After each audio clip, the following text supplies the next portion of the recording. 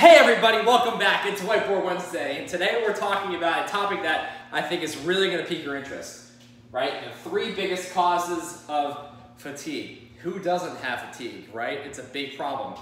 Now, I'll preface by saying that, no, these are not the only 3 causes of fatigue. There are many, many causes, trust me. However, my experience with clients, especially in the autoimmune population, there are 3 big causes for fatigue that I see over and over and over again, that if we address these 3, there's a really good chance you can have your energy back, okay? However, keep in mind that there may be more involved than just these 3 things. You might have one of these, you may have all 3 plus more. If we don't know by now, we are all energetic beings. We have a vibrational force energy within us, and that energy increases when we have emotional, mental, and physical harmony and resilience. We have healthy food, clean air, clean water, the sun, and that energy decreases when we have a lot of stress. We have adult stress, we have childhood trauma we haven't resolved yet, we have toxicity from both our environment and from our thoughts. This is what we might call an allostatic load, okay? Now, there are 3 main causes for fatigue, like I alluded to before.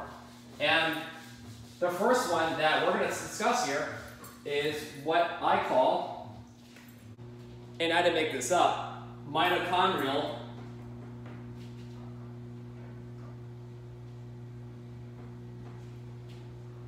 deficiency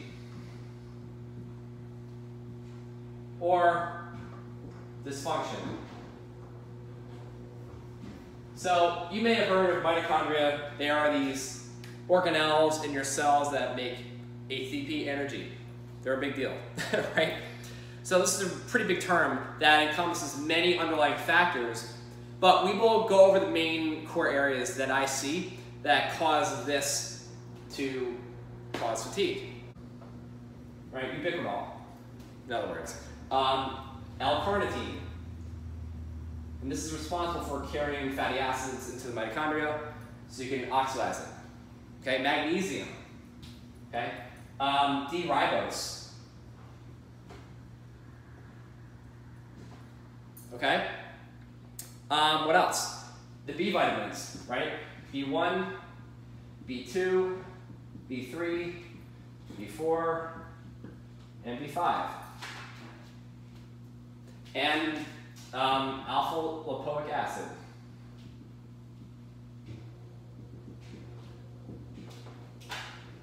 So those are some of the ones that we need. Oh, and even iron and manganese, okay? So it needs a couple of these things to work well. But there are other things as well that can disrupt the mitochondria where no supplementation will overshadow that. In order for mitochondria to work optimally, it needs a couple of things. It needs adequate oxygen and nutrients, vitamins and minerals to make this ATP energy. But they don't just make energy. They make hormones and they make heme, right? Heme is the part of hemoglobin in a red blood cell that holds iron, right? If you can't do any of these things, you can't make ATP energy, how are you gonna get rid of fatigue, right? You know, so the brain and heart collectively consume about 47% of the total body's mitochondria. So you can see how if you have low amounts of ATP and energy or iron and those sort of things, you can have brain fog and just like issues cognitively as well. So there are a couple of nutrients that the mitochondria need, like we mentioned, and if you are deficient in any of these, yes, it can cause mitochondrial deficiency and thus fatigue. So one of them is CoQ10 depletion, right? The body's most important antioxidant. You have heavy metals and reactions to adjuvants in vaccines or breast implants, or there could be infections, the candida, clostridia, gut pathogens, right? Environmental chemicals in general. There's a lot of things that can cause damage to mitochondria and the cell in general. And then don't forget the emotional sort of damage that can occur, the trauma from the past, the early adult stress. That can deplete your energy and cause oxidative stress as well. So a couple things can cause this problem, right? We can have a leaky mitochondrial membrane. The membrane has a certain charge. It can be hyperpolarized and become too negative, and thus that can cause this enzyme called ATP synthase, the final step in the electron transport chain to make ATP become defective, essentially. and the membrane can become too positive as well. We could also have free radicals and oxidative stress, right? We could have methylation issues. We have glutathione, supportive, loving energy. Through healing, we can achieve that and find harmony again. So address the past. Thirdly, addressing root causes of autoimmune disease. If you have that going on, you probably have mitochondrial dysfunction. Infections, metals, mold, toxins like we talked about before, persistent organic pollutants, all of these things cause loads of free radicals to circulate throughout the body and cause damage. Correcting nutrient deficiencies, like I said before, and meditation. Meditation enhances mitochondrial resilience. This has been shown in studies. It's so powerful. Even just spending a few minutes monotasking, focusing on your breath, and doing nothing else but that can improve your mitochondrial function. How about that? So if you have mitochondrial dysfunction, right, you can test for it and find out, and you have this stuff going on likely, how do you resolve it? Well, there are a couple things I can recommend, and the first one would be reducing toxic exposure. Obviously, we can't avoid everything. That's not the goal. The goal is to minimize exposure to the most damaging offenders, like persistent organic pollutants, mercury, lead, cadmium, furans, chlorinated pesticides, and dioxins, right? These are well-known endocrine disruptors, and they can certainly damage mitochondria. Next would be resolving unmet needs and lingering emotions about your past, trauma, right? Were you emotionally neglected? Were you physically abused, sexually abused, verbally abused, right? We are, like I said before, energetic beings. We are waves of light. Negative thoughts lowers the frequency of your cells and DNA. Judgment does the same thing. Judgment about yourself and of other people, right? We want to have positive. Your gut is impaired, you can't absorb it. Think about autoimmune disease and celiac. They're prime examples right there. Gut bleeding because of maybe like chronic aspirin use. That can happen. Polyps maybe, peptic ulcers, physical exertion maybe, if you're really beating yourself up with exercise or just something else activity-wise. And parasites and infections like H. pylori can impair uptake of iron and cause basically this. The second major cause for fatigue is anemia, right? So there's actually quite a few reasons for this that we don't always realize. The first one I'll say is blood loss, right? Heavy periods, menorrhagia, as we call it, PCOS, endometriosis, those sort of things can cause a massive loss of blood, and you're losing a lot of iron. Therefore, you end up with fatigue, right? Vegans and vegetarians are at risk for this as well because they're not getting enough heme iron in their diet. They're getting non-heme from plants, and you absorb less with that. So we need to be really cautious and supplement with that, which I'll get to in a minute. Deficiencies in vitamin C, B12, folate, iron, obviously, and B6 can all be contributing factors to anemia as well. Gut malabsorption issues, right? If you're taking in all these supplements and you're trying to cover your bases with adequate nutrients, but you're... So let me draw this out for you. We have a red blood cell, right? Now, this cell is made up of hemoglobin, which is basically this complex like this, right? For the sake of simplicity. And it's made up of these heme sort of structures, right? There's four of them. There's this one, right? And they kind of intertwine like this. All right, now within those is a heme, right? Heme is it's actually what is holding ferrous iron. And this ferrous iron binds oxygen, okay?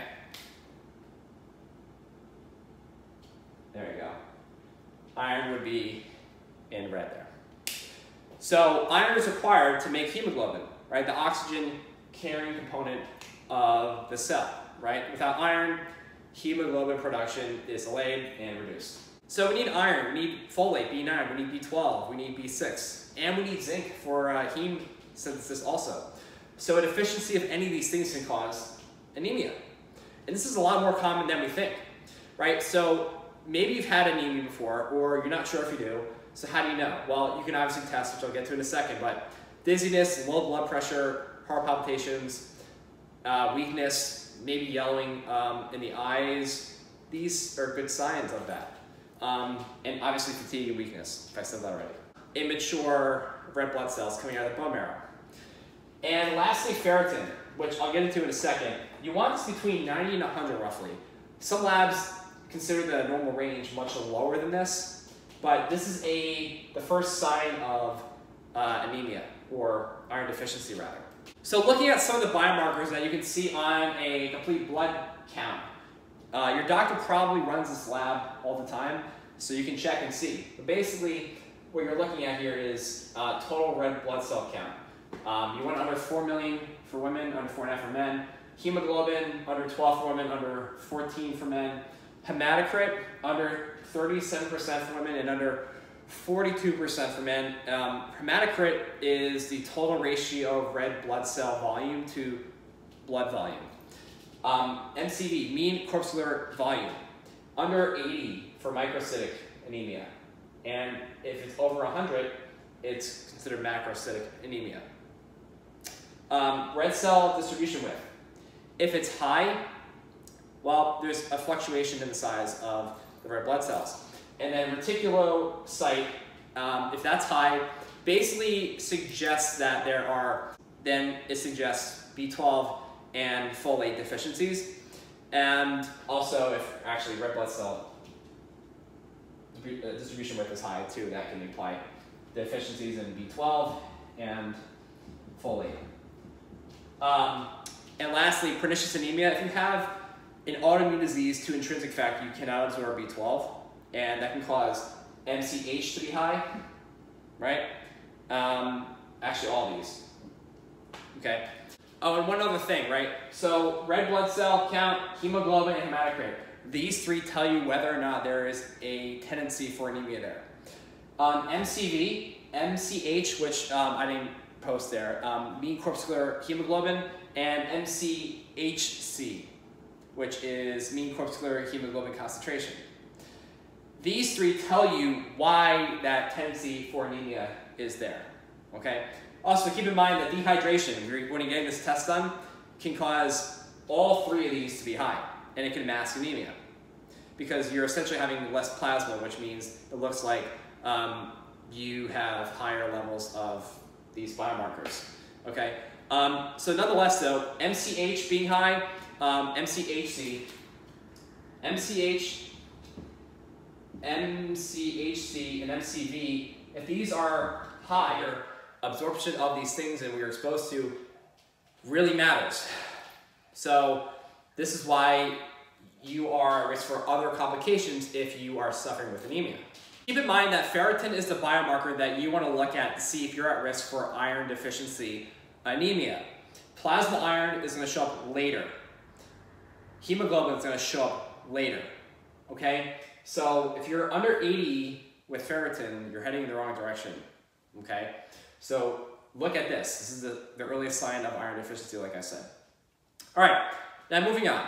If you have iron deficiency, right, you can be at risk for heavy metal toxicity, believe it or not. And here's why. So there is a transporter protein in the gut that absorbs iron called DMT1, right? You don't need to, not 1, but you get the idea.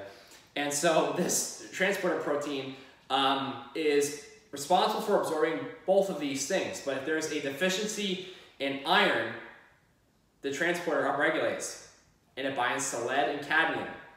And one other thing, right? So ferrous iron, right? The Fe2+, this is the reduced state, right? It gets converted into Fe3+, which is ferric iron, the oxidized state, when it gets absorbed, right? So these enzymes that do this don't work if there is a copper deficiency. So iron deficiency, anemia, can mask a copper deficiency. Pretty significant. So if you're a vegan, you want to keep that in mind. And also likely supplement with iron anyway. However, that's not my call. Talk to your doctor about that. Final thing here. So if you're a vegan or vegetarian, pay attention to this. Because there's a warning here. You can be at risk for iron deficiency anemia, right? There's a greater need and demand for iron. So in plants, you're only getting non-heme iron, right? Heme is found in animals. Okay, so you need a greater amount, and the way you can do that is by improving your absorption of non-heme iron. Vitamin C, citric acid, malic acid, you can supplement with these things. This helps with absorption of iron. Fish ironically does too, so if you're a pescatarian and you're a vegetarian, you can include meat if you choose to do that. Otherwise, keep in mind that wine, tea, coffee contain polyphenols, which can reduce non-heme absorption by as much as like 50%.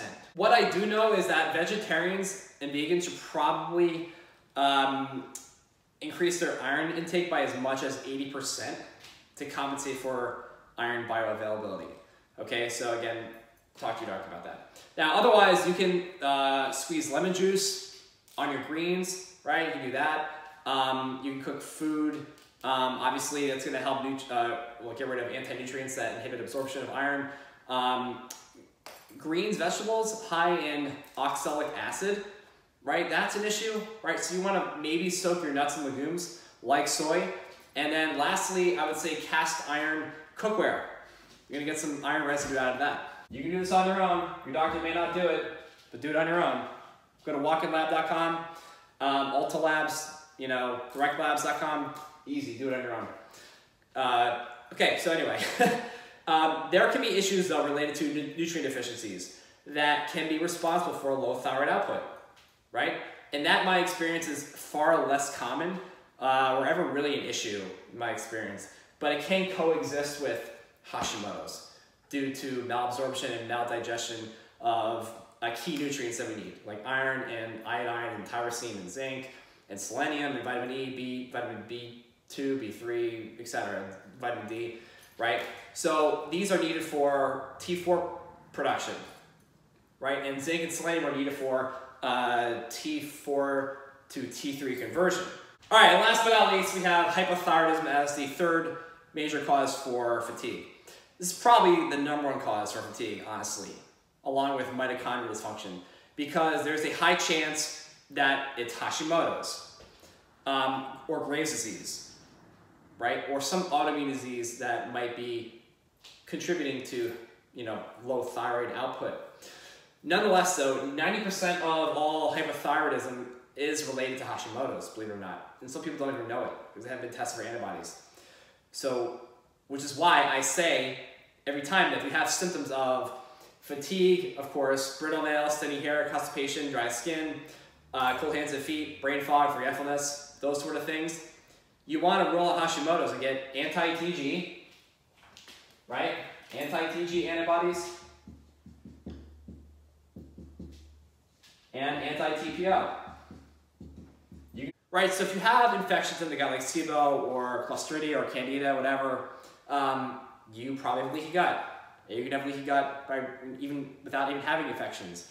And you have signs of inflammation, right? This can all cause imbalances in these nutrients, right? So you don't have enough substrate to make thyroid, T4, or T3 hormones. And it puts you at risk for iron deficiency anemia. So you can see how this all can be interconnected.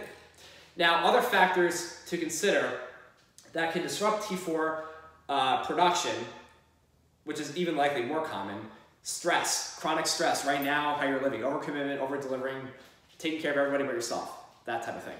Adverse childhood experiences, inflammation, toxicants, right? Infections, like I said, medications maybe, heavy metals, fluoride, pesticides, mercury, lead, all these can impair T4 production. Absorption at the cellular level is suboptimal and your cells aren't working. So that's how you can get fatigue. So if you do a thyroid panel and you check TSH and it's high, or you check T4 and T3 and it's normal or low, and you know antibodies aren't an issue, you don't have it, you're negative, and Graves' disease antibodies are negative there too. Why do you have hypothyroidism? Probably stress, right? You're living a very stressful life. And you can confirm this also with cortisol testing, like doing a 4-point salivary adrenal index, and that can show you where you stand. But cortisol is a double-edged sword, actually. When it's high or low, both outcomes of short and long-term stress. It inhibits TSH sensitivity from the pituitary gland to the thyroid, okay? Doesn't get that signal. So the thyroid doesn't make T4 and T3. And as a result of too much cortisol or too little cortisol in late stage adrenal fatigue, right? T4 to T3 conversion is blunted, and thyroid hormone. All right, my friends, that's it. Thank you for tuning in. Those are my 3 biggest causes of fatigue: mitochondrial dysfunction, anemia, and hypothyroidism. So check into those 3, and I hope that it was helpful. See you next time.